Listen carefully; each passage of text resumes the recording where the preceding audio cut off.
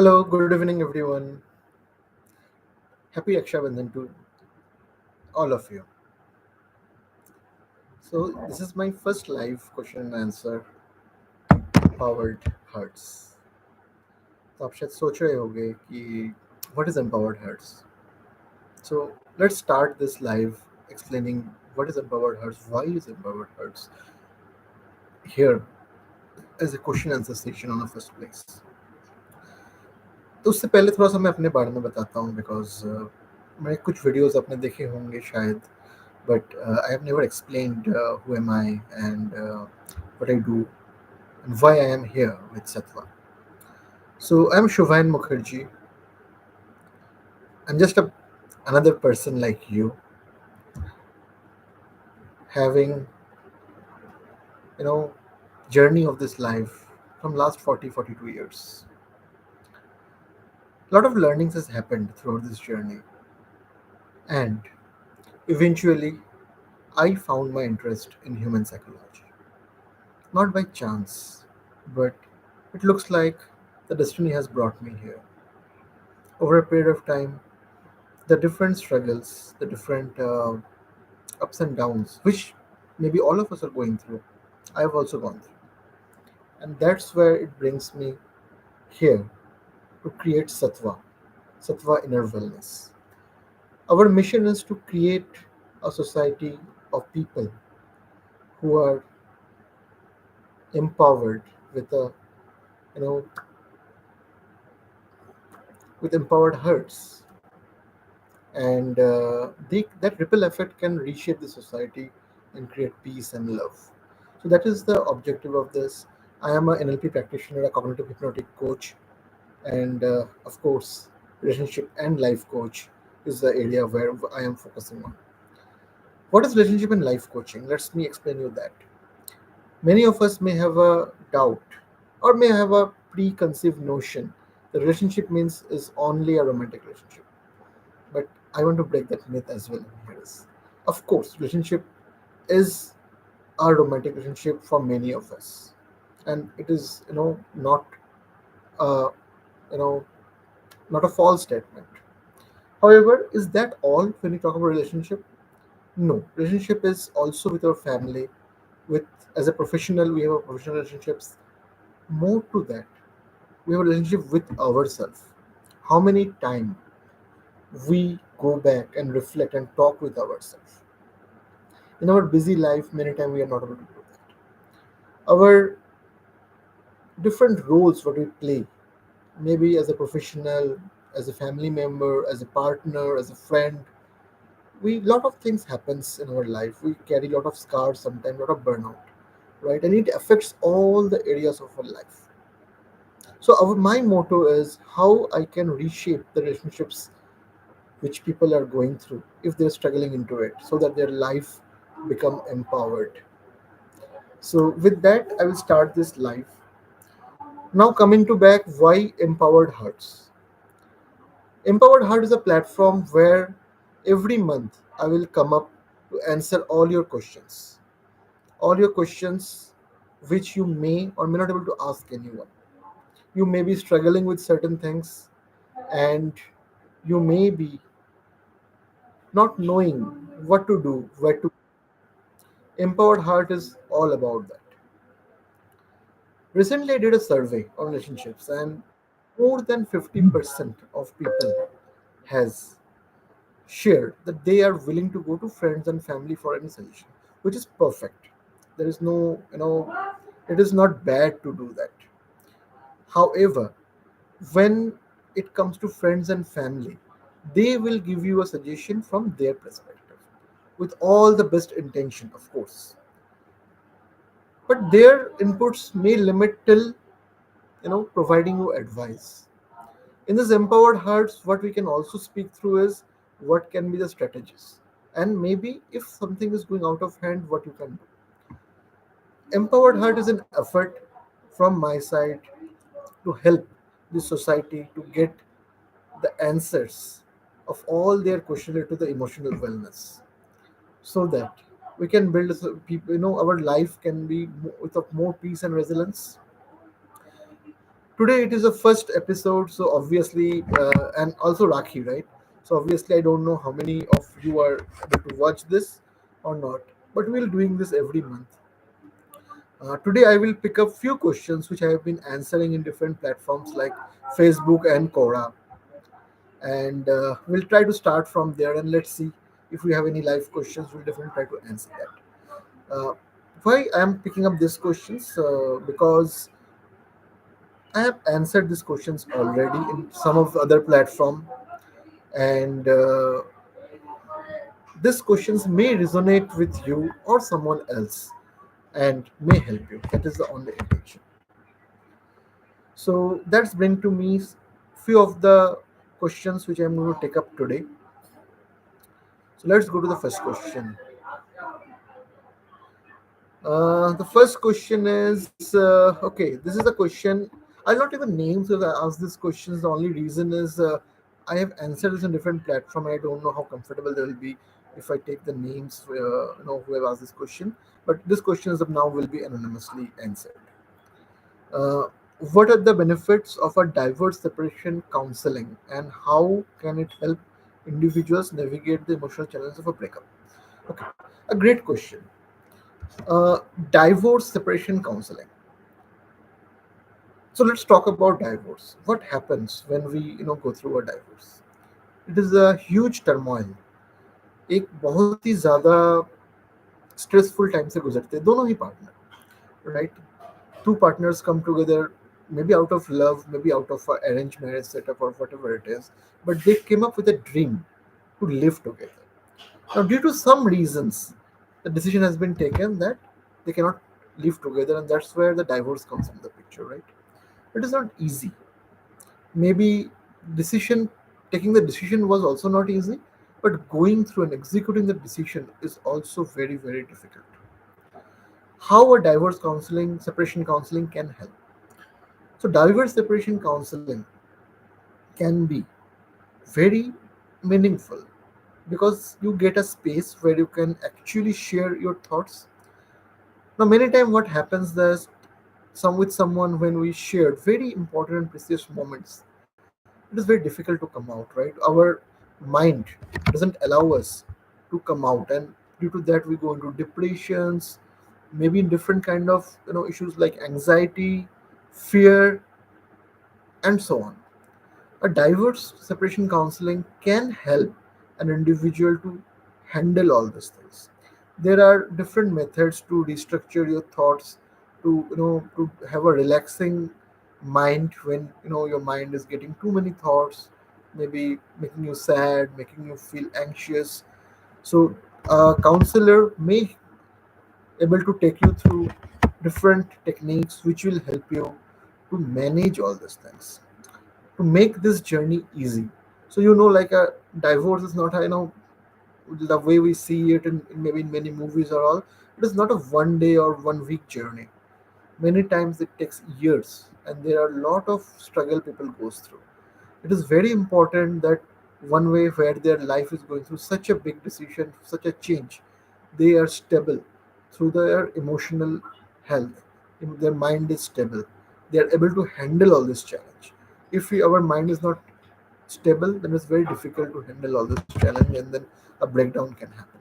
So that's the way divorce separation counseling can help individual navigate the emotional challenges of a breakup. What kind of emotional challenges I speak about through like you know anxiety, or maybe a fear sometime, maybe a confidence issue. What will happen from with me after I come out of this? A void is getting created, right?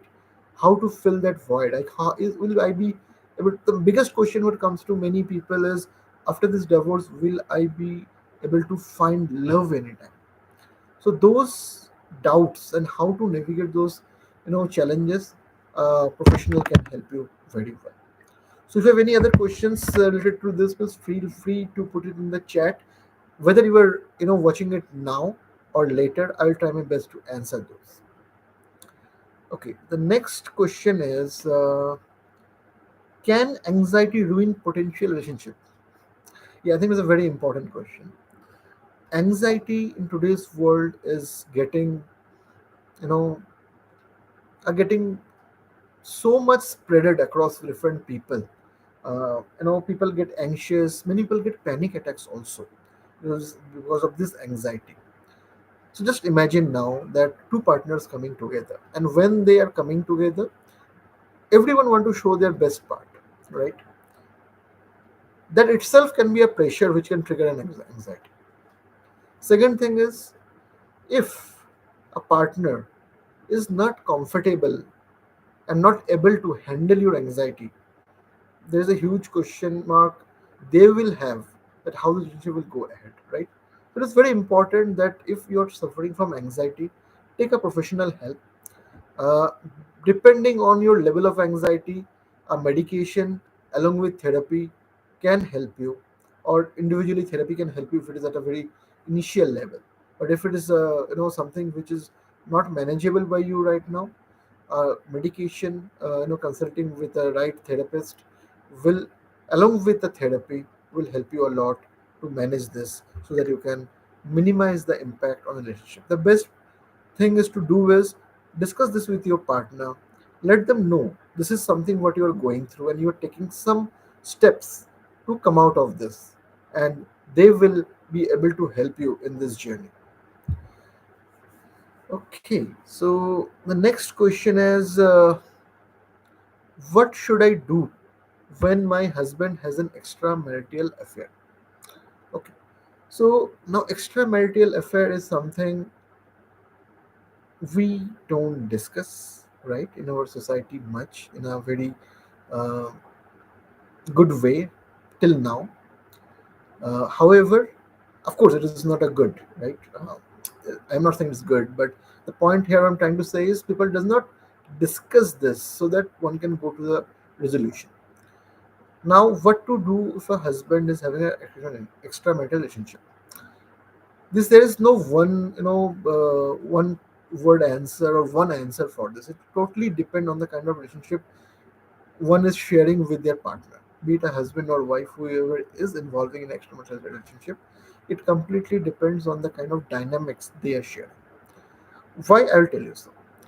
For some people, having an emotional attachment is an extramarital affair. For some people, unless it is a physical intimacy, it is not that a big deal.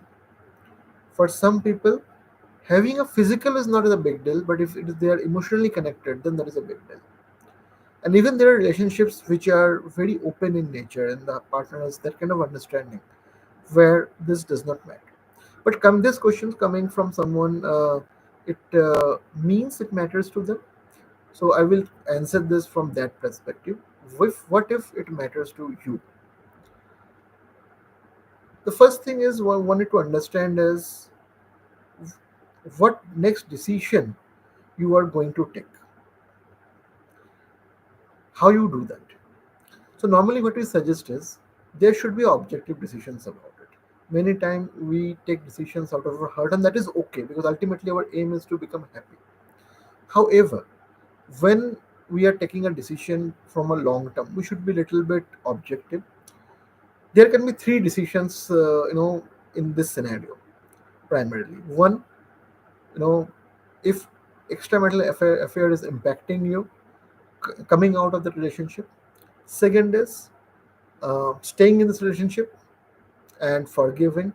And third is that have a discussion with your partner, and if the partner is willing to change, give some time and observe them till that time and take a decision whether you want to stay or come back. So for all this, three decisions normally we suggest is to make a cost benefit analysis. So how you will be benefited if you take the decision number one, two, or three. What will be your pros and cons if you take decision number one, two, and three. Make it very objective. Then just ask yourself which decision will make you most happy, because that is the most important thing, and that is the most important you know aspect that for an individual, that how you can be happy and in peace. Once you take this decision based on this, and this decision can be very different for different people. There are people who have having a good life, even some mistakes has happened in past, because they have shown the change and they have rebuilt the trust.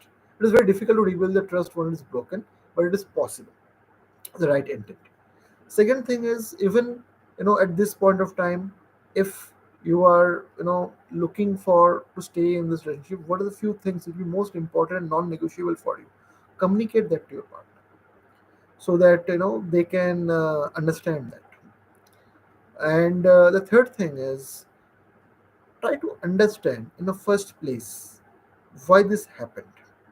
I'm not justifying anyone's act here, but the drifting happens due to some, if the drifting is happening due to some reasons, try to address that. Someone may be in this relationship not able to get what they are getting outside, so there's some changes we also may need to do. How a relationship coach or a counselor can help you in this? They can very objectively help you to go through all these steps. Now, for example, if you decide to forgive them, let's take an example. You're deciding to forgive them. It is not easy. It is very difficult from to forgive them, from your heart, because this incident has an impact on your, mind, on your unconscious mind. Also, it has created some kind of trauma for you. A counselor can help you to handle this trauma, to help you to forgive them and forgive yourself also for many things. Sometimes people think, okay, I have done this mistake, I have not given time, there's a reason this person has gone out, and start to feel guilty. And that is also not good for your emotional and mental health. So a counselor can help you in that also. So take decision in this way. If required, connect to a professional or connect to us also in this, and we can definitely help you out on this. I have a live question. I'll take that. Why do people choose situationship or open relationship now even more? What can be their fear of commitment? Okay, situationship or open relationships are very trendy this year. The first thing is more availability of choice and less complex, I would say, consequence for that, right? So if you look throughout our society, there was always, marriage is an institution. It is not, it may not be a logical institution as per the human race, but it is an institution created to have a meaningful society, maybe long past. And many things happened. Marriage has itself has seen a lot of changes over a period of time. We know earlier there were child marriages. It has changed. Earlier there were there are multiple wives, and or in some society in India still there are multiple husbands. So those kind of marriages are also there. So many things has changed over a period of time. Today it has been coming to a relationship where it is called a situationship or open relationship. Is it a fear of commitment? No, I think not necessarily every time is a fear of commitment, but people are having more choice. People are trying to test the water. Earlier, if you want to test this water, there are a lot of stigma attached to that in society. Today, it is still there, but there are a lot of ways to avoid those consequences. For example, if someone is having a situationship, now what is situationship, right? I mean, it is a relationship without a commitment, that's kind of thing. But there can be two things. We have seen this movie like No Strings Attached as a long old movie. It is not today's movie, it's like almost 20 years back's movie. Still there, the feelings get developed, right? So when two people are staying together, either one of them may or both of them may develop feelings. Now when they develop feelings, still they have a choice to come out of this relationship. That relationship keeps the door open. It is more about choice than fear of commitment. That's what I believe. Now there can be some people who are doing this because of fear of commitment, and let's come to that part now, because that is more to linked to our emotional wellness. If it is out of choice, just testing the water, that is something we are doing is very consciously. But fear of commitment, if you are doing it out of fear of commitment, why does that happen? If you go back, there this fear is an emotional state. Now, any of our emotional state help us to protect from something. Maybe it fear, maybe it anger, maybe it anxiety, maybe it whatever it is, sadness, depression. This all are our defense mechanism to protect us from something, and it is good. It is not bad. But when it becomes, it lose its balance and becomes at the level where it start impacting our life, that time it is something called as a dysfunctional emotion. So no emotion is bad emotion. No, like even anger is not a bad emotion if it is in balance. It protects us from something. So fear. Now, if someone is having this fear of commitment, that might be coming with from some of their past experiences, maybe within their family, with their friends, with their, and it can come from even movies also. Someone have seen certain movies which is have a great impact on them कि ऐसा ही होता है, अगर हम commitment दे देंगे तो हमें साथ धोखा ही होगा, राइट? उससे अच्छा stay like this, no commit, no commitment, no strings attach. But eventually ऐसा सही में is it possible that you are staying with someone for days, months, years, and there is zero feeling? No, that is not possible. But taking it ahead, where you can commit for a lifelong commitment, people get fear out of that because of certain scars, because of uncertainties which is involved in the future, and that is a mental state which is needed at certain point of time to be handled. Now, today it is about situationship, right? Let's take an example 10 years back. The citizenship word was not there 10 years back, 15 years back. Still, that time, if someone is getting a marriage proposal, people used to think, right, whether I should say yes or no, be it an arranged marriage setup or be it a love marriage setup. Even if someone gets a proposal, they used to take some time, maybe a day, 2 months, year, to think and come back. This is something where still a fear of commitment, right? What if things does not go right? But then it is a manageable fear which people are overcoming with some logical reasoning within few days, week, or months. But if the fear of commitment at a level that whenever I think of giving this commitment, every time I am not able to do that, or not able to take a rational decision out of this fear, that is the time someone need a professional help to work on their inner child. Many times there are a lot of scars, and you will surprised. These scars can come as early as your, you know, I would say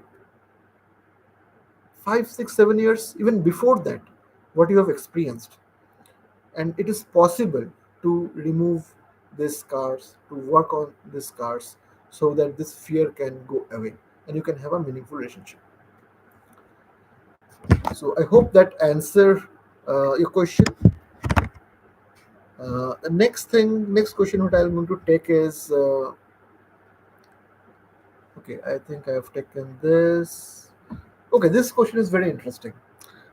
What causes married couples to drift apart after years of marriage and children? And this is, I think, very, very common in many of the households, right? And I have also seen people, saying it is now a routine, it's not a habit. I don't know where the love is. Okay, let's take it in this way, right? Suppose every person has a tank of love which they need it to be filled, and that's how they feel good, right? Over a period of time, this tank of love is reduced. Okay, because you remember when you were doing datings, what you used to do, those late night calls, hiding it from family, those and keeping it secret, that has its own romance or adventure. Then speaking like hours, giving time, caring, doing something, maybe celebrating the birthday in a way. But in many families, after the responsibility comes in, after the child is there, their time get divided. And it is okay if the time get divided, that is fine. But many time they completely shift their attention focus from doing these little things for their partners. And the love language is very different for different partners. It is not necessary that you have to do the same 2 hours 3 hours night calls or spending the time. It's not necessary that way, of course, because now you're more with each other, and there are of course some practical things which you need to handle. But does it mean that we stop showing love, we stop showing we care? Because that is not the truth, right? We still care, we still love, but what happens is we stop showing that love and care. We feel okay, fine, now we have got married, and the movie is getting ended with a happy ending of marriage. They don't show what to do after marriage, right? So we really don't know, maybe. But showing love is very important. And what is the frequency? I would say every day. Even a small hug, even for someone whom you know word of appreciation is a love language. Appreciating them. For someone, gift is a love language. Just bringing a very small flower also once in a while. For someone, act of service is a love language. Doing something for them so that they feel they are loved, they are cared. And in return, you will also receive the love from them. We don't do this. And there's a reason normally we start drifting. If you are struggling with this kind of situations, there is a detailed video I did a couple of weeks back about love language. You can look into that. It's very good explanation how love language works. Then I will be coming up with more videos around that. You can also look into that. And if you need any professional help, can connect with any professional, or you can very freely connect with us. uh, our discovery calls are absolutely free. um, in this call you can get a lot of clarity, how you can want to navigate it. So it is a very risk free session. For you don't need to pay anything, you don't need to just give invest your an hour or so to get a clarity, and then you can get a call. Leverage this what we are having to offer you, to help you to more peaceful and empowering. Okay, so one more question is, uh, okay, ये question में काफ़ी interesting है actually. Somewhat related to the earlier question of the fear of commitment, but maybe it has some other aspect also. So I'll just read out the question. This is coming from a 23 years old male. So past में मेरे 8-9 breakups हो चुके हैं. अब हाल ये है कि प्यार करता भी हूँ और नहीं भी. If she ghost me I ghost her too. मुझे वो इमोशंस वाले रिश्ते फिर चाहिए, बट मैं उतना डीप इमोशनल नहीं रहा शायद.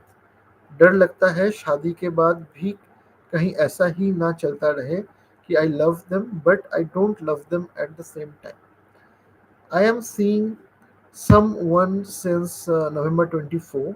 उसके आने के बाद ही ऐसा फील होना स्टार्ट हुआ.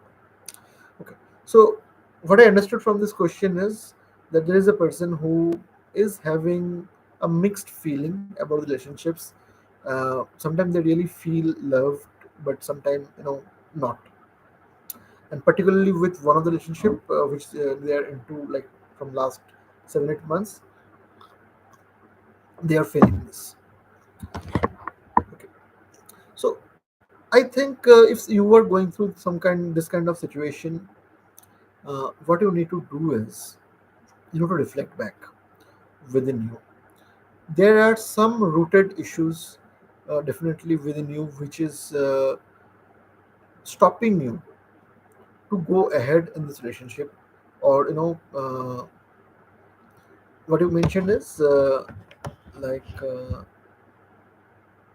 okay, I love them and don't love them. Yeah, so kind of feelings what you're experiencing, you may not getting a good clarity out of that. And even if you're getting a clarity, there might be something which is stopping you to really give a commitment to this, really feel this. Now when does it happens?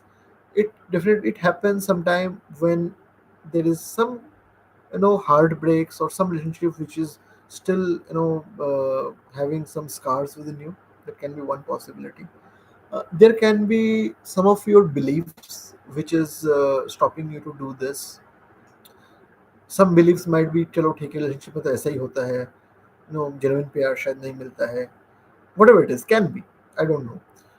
But there can be some of your beliefs which is stopping you to do that. There might be some experiences from your, as I mentioned earlier, from your childhood, because childhood experiences shape our thought process a lot. So some of the experiences may have left some of the imprints in your in your memory, which you don't know, maybe if you don't you remember, might be, but that is controlling your decision. So that can be possibility. How you can come out of this is, there are different processes what we do, like part integration, belief change processes, hypnodrama, which help us to come out of this thoughts. Part integration is a very good way when we are having two thoughts, how we can take a decision out of that, and how we can make a, I would say, peace with both the decisions and go ahead. So we really do this different techniques which helps people to come out of this kind of thought process. If you need help, please feel free, you can connect. If what you can do now is just think through about both the things, whether you love it or not. Think, if you're feeling love for this person, what does it mean for? If you're feeling not love for this person, what does it mean for you? And try to get more clarity in your thoughts. However, I believe sometimes managing these thoughts at a individual level is little difficult. A professional can very easily help you in few sessions, so that you can take a decision. Okay, I have another question. Whenever I get in a relationship, I involve too much on it and then get hurt. How to control it? Is it possible to control? Is it bad? Okay, so if you are facing some trends in a relationship, that, like you mentioned, that whenever I get in a relationship, I involve into too much on it and when then get hurt. So if you are getting involved too much, if you are not able to control it and getting hurt, and if it is a trend, at times there might be possibility that your unconscious is looking for something which they are not getting in your life, and then when you are getting it from someone in a slightest way, you are getting totally dependent on them, and the other person may not able to take it that way, and intentionally or unintentionally you are getting hurt. How to control it? You need to understand what is taking you, what is making you to get into a relationship involved too much. Because remember one thing, everything needs a balance. Whenever we involve in anything which is too much, that has its own consequences. The similar way when I was saying about some emotions like anger, uh, anger is good up to a certain extent, it protects you, right? But if it is goes beyond the control, then it is very, it's create bad consequences for you. Love is also same. Loving someone is a great, I would say, feeling. However, even if it goes too much, the way you mentioned, you involve too much, then it has its own consequences. Other person may feel suffocated and they may need to come out of it. Now we really can't control other person, right? We need to do certain things which within us that we can change. How we can help you is, okay, here's another question is, how to control it? Is it possible to control? Is it bad? Let me start with the last one. Nothing is bad, uh, but if it is dysfunctional for you, if it is affecting you, then you need to change it, right? uh, no emotion is bad, every emotion is a good emotion. till it has become dysfunctional. Second question is how to control it, or is it possible to control it? So let me answer you second last question first. Yes, it is very much possible to control it. Now, how to control it? There, you need to be mindful of what is happening. Uh, Regression therapy is a very good way to take you to that part of your mind which even you consciously don't remember, which has an impact with you. Very recently, I was working with a person, and this particular person was having a trend of having a so relationship started well, and every time the outcome is coming bad. And when we've gone back, we have seen that there are a lot of scars hidden into their different ages, which is indirectly, making them getting too much involved, getting too much impacted. So this is something which may happen due to some of these things, which can be helped very well. Even sometime during this age regression, people may able to also see something coming out from their past lives, learnings which they need to implement this in this life. So that is also something worked very well. So if it is a trend, when I say trend, if you have seen that with multiple relationships, multiple times it is happening, take a help. Help is possible, and you may see changes as soon as, with within 2 3 months, that your thought process is changing. So I will really encourage that if this is something what is impacting you, take a help, and it is very much possible to control it.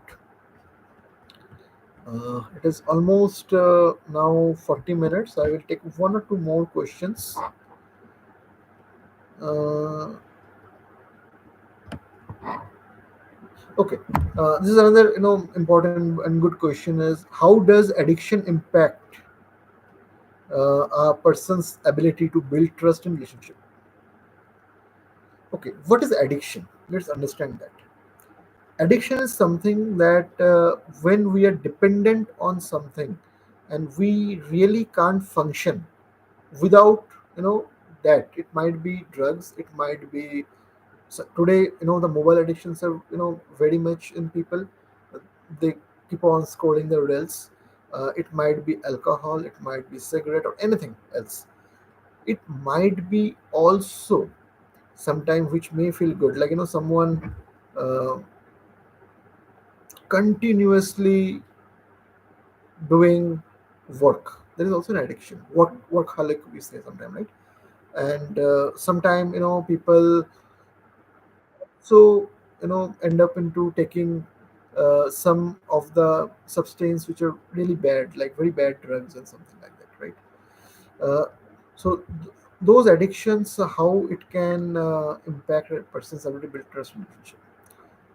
What happens is that when you're addicted to something, the addiction take over you, and you are not able to take a rational decision. And that is true for relationships also. And whenever not able to take a rational decision, you will end up breaking trust of the other person. They might be care you, they might be caring for you a lot, but they may not be trust you completely. And trust is a very foundational, pillar for any relationship. Trust and respect.